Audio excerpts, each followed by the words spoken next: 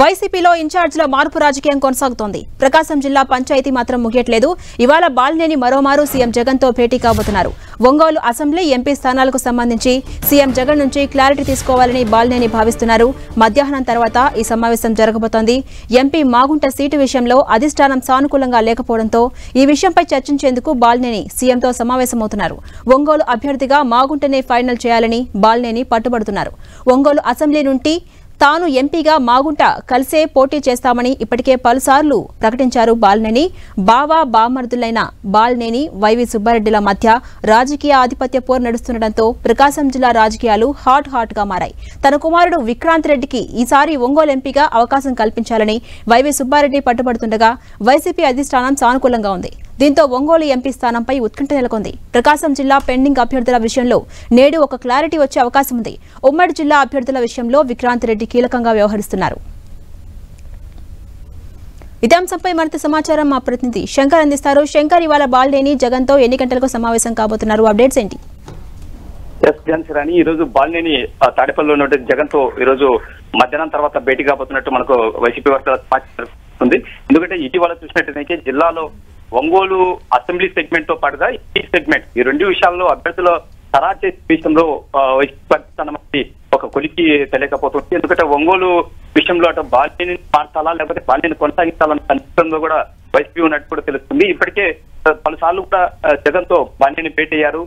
ఒంగోలు తను మార్పు చేసి మరి ఇంకా గిద్దలూరుతో పాటు మిగతా కొన్ని ఆప్షన్స్ ఇచ్చారు. ఒకవేళ గిద్దలూరు కానీ మిగతా ప్రాంతాలకు కానీ అతన్ని అక్కడికి బదిలీ చేస్తామంటే మిగతా అభ్యర్థులను ఎవరిని కేటాయించాలనే ఒక ఆప్షన్ అయితే వైసీపీ ఎంచుకున్నట్టు తెలుస్తుంది. ఇప్పటికే సిద్ధారామరావుతో పాటు మద్దిశెట్టి వేణుగోపాల్ అంటే దర్శి ఎమ్మెల్యే మద్దిశెట్టి వేణుగోపాల్ ను కూడా ఒక ప్రాతిపత్తి పెట్టుకుంది. కానీ సిద్ధారామరావు అంత ఆసక్తి కనపడలేదు ఒంగోలు పోటీ చేసే విషయంలో.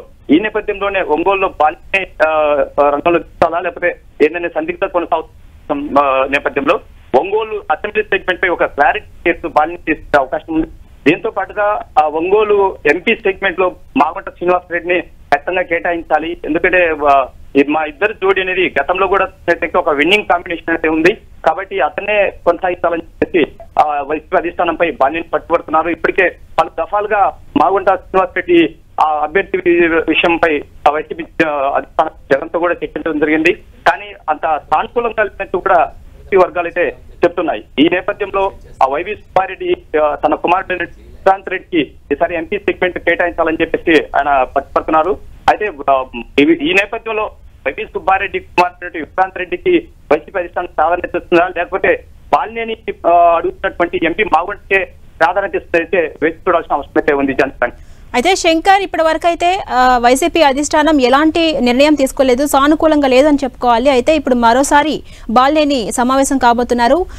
అధిష్టానం పరిశీలించే అవకాశం ఉందా లేక మరొకసారి కూడా తిరస్కరించే అవకాశం ఉందా? ప్రధానంగా ఇటీవల ఒక 4 రోజుల క్రితం బాలినేని జగన్ తో భేటీ అయిన తర్వాత మాగుంట శ్రీనివాస్ రెడ్డి విషయంలో మాత్రం తర్వాత ఇప్పుడు కాదని చెప్పి ఆ విషయాన్ని చెప్పడం జరిగింది. ఎందుకంటే మాగుంట విషయం ప్రధానంగా బాలినేని జగన్ ఇచ్చారు. కానీ సానుకూలంగా లేకపోవడంతో ఆయన నేరుగా ఇక్కడ ఒక్కలు కాకుండా హైదరాబాద్ వెళ్ళిపోవడం జరిగింది. ఈ వైసీపీలో జరుగుతున్న ఎంపీ సెగ్మెంట్ విషయంలో తర్జుమా పరిస్థితిలో పడ్డటువంటి మాగుంట కూడా తన భవితవ్యాన్ని నెక్స్ట్ ఏ పార్టీ నుంచి పోటీ చేయాలనే విషయంపై ఒక క్లారిటీ రాకపోతున్న నేపథ్యంలో ఈ విషయంపై ఒక క్లారిటీ వచ్చేందుకు మాగుంట శ్రీనివాస్ హైదరాబాద్ బాలినంతో భేటీ కావడం జరిగింది. ప్రధానంగా తన రాజకీయ భవిష్యత్తు పైన కూడా బాలిని చర్చించడం జరిగింది.